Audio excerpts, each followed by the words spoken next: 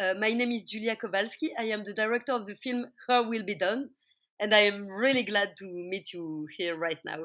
Let me ask you, the film is set in the countryside, and I was wondering if you did specific researches on this kind of life. Or I don't want to make a realistic movie, and this film was really, but yes, it was inspired by the work of an ethnograph from the CNRS called Jeanne Favre Saada.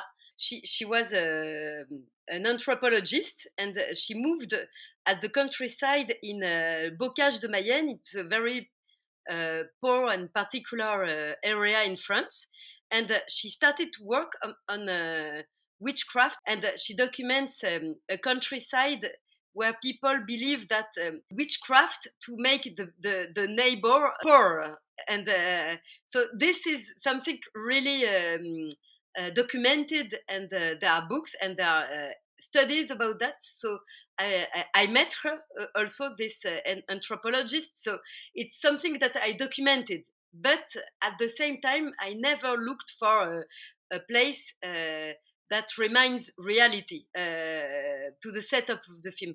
For me, it's a metaphor of the world, and it's a kind of huis clos. So you never go away from this small area, a village. We don't know exactly where it is. In France, people say, "Oh, it looks.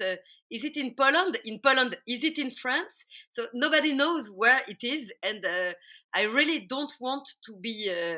I want it to be naturalistic in a way, but not a precise setup. It's a regular village, let's say, and it could be anywhere in the world. For me, it's the point. what would you say? What was the trigger for you to set this story in this countryside, or what made it fascinating for you to tell it in this context? It's my fantasy about my story, and of course it's a story of immigration, a Polish family set up in a countryside in France, and it's probably the way I saw my own story when I was younger, as a French born from Polish parents.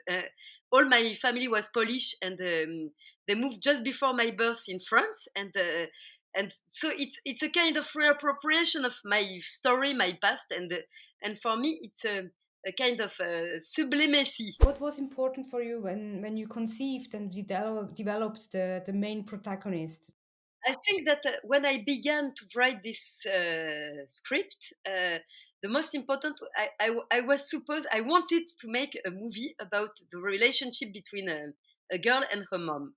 And it was something that was difficult for me to explore. And it was the first time, because in all my movies, there is no mom. There is also always a dad, which is a bit. He tries to be mom and dad and everything, and he's not always. But there is no mom, and for me, it's something that is probably complicated to aboard, and that was the main topic. And very fast, very quickly, the mom became Sandra in the script. So there is no mom, no mother again, but it's still, I think, a movie talking about my relationship with my mother, and the mother, of course, is omnipresent as a ghost, as Navoika is completely, she's convinced that she's possessed by the ghost of her dead mother, and so I think it was the main thing at the beginning, exploring a difficult relationship between a girl and a mother, and exploring the way of cutting the link between them. So the whole trajectory of Navaika is to get out from this place and to cut with her family at the end. How can you say a little bit more about her character? How you developed it? For the casting of Sandra, it took me a very long time, because first I met a very famous actress, a lot of famous actresses because I thought it would be easier to find money. But very quick, I thought it was not my cinema. I changed and I worked with a cast director to find a person, a special person coming from. I was looking for a creature of the night, so I looked for people who were not actress, like also sex workers, trans, how do you say in English? People non-gender people, and but at the end, Roxanne was a bit all of that for me, and she was an actress, so it was very. And her cinematography, her work, all is very uncommon for the French cinema. She's not in. She's a bit special here in France, and she's special and she's great. She's amazing. So it was. But I met her very quickly, and I had to make a long road to come back to her to make sure it was the good person to play Sandra. And for the character, we worked a lot about the pirate figure or the cowboy figure, and so she had to watch a lot of movie with John Wayne or Clint Eastwood, L'Homme des Hautes Plaines, the way of smoking a cigarette because she doesn't smoke, and also for me, Roxanne was a bit too pretty, too beautiful. She has very long dark hair, a very thin neck, and she's dressed. She's just a perfect girl. So I wanted to dot her for the character. So that's why I changed her hair to make something very trashy, very and of course um, I'm sorry, the Attel, the leg. She has an injury on the leg, and this is something I had for Roxanne because she was. I wanted her to destroy her way of walking, uh, so that these shoes, this leg injury, this dress costume, which is not really, let's say, I don't know, the common ways of beauty. What is it? Is it your image of the countryside that they have problems with people coming from the city? For me, it's the problem of the world. And for me, it's not about the countryside vision. It's I wrote this film as a theater play. So it's a very small place where you can identify each character. Each one has its own role in the society, even if it's a kind of micro society here in the film. And I think that in society more generally, we all have to be part of a play, and we all have to play a special role. And it's what society waits us for. It's So I wanted to talk about that rather than to stigmatize countryside. It's not the countryside topic. It was easier for me to make it in a small place because I didn't want to make a world. I was not big enough for. It was too big for me, and but it's exactly as writing a theater play. And also, of course, the countryside brings something very organic, very dirt, very special in the plastic aesthetically, and it is something that really interests me. The the mud everywhere all the time, the rain, the mud, the sheet of the cows, the dirt. It's something that really brings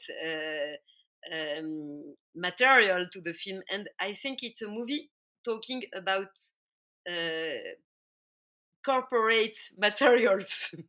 And the countryside is the forest, the nature is something that you can't control. It grows, it's developing, everything is developing, and you can't control over it. And this is something that I really wanted to show, to explore, and this is humanity. It's a metaphor, of course, of the feelings, the sensation that have Navoika, and it's something she cannot control. And at the end, we should not try to control everything, but society um, makes us decide for us that we have to control everything. Shooting with animals is quite demanding. How did it work with the cows you had? It was the most complicated part for me because I was not used to that. It was my first time shooting with animals, and especially, of course, some scenes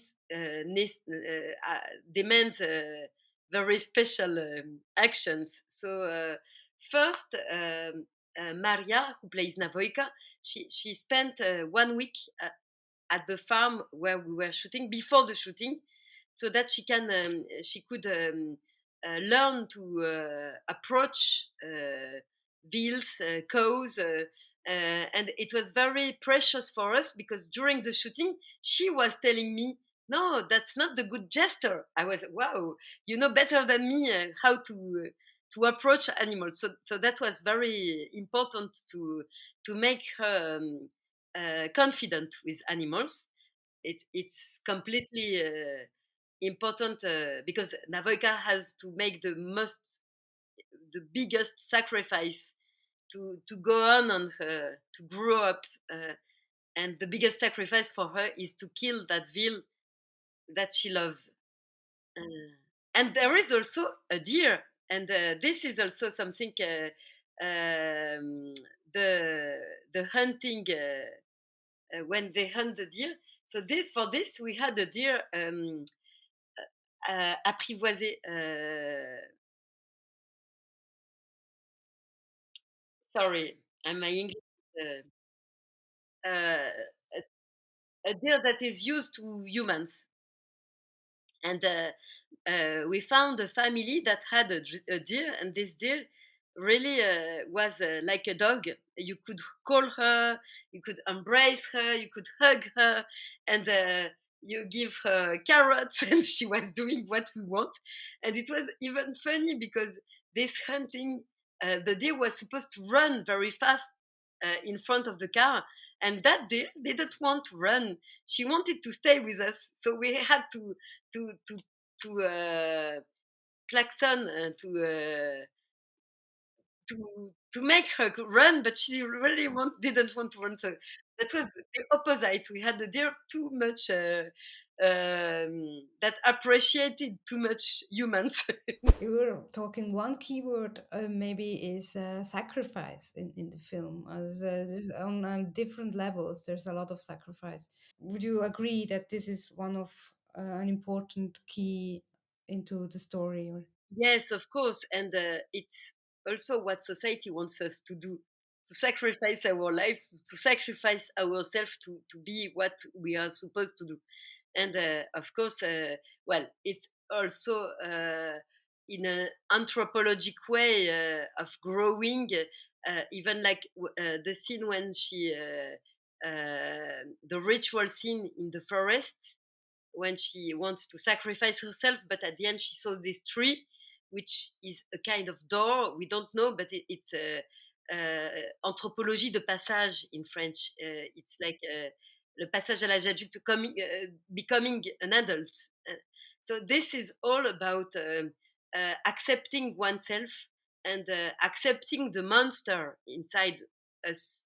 And we all imagine that we are monsters. I think it's completely human. We are all imagining that we are strange, and we have to accept our monster inside us to grow up and to become adult and to become oneself.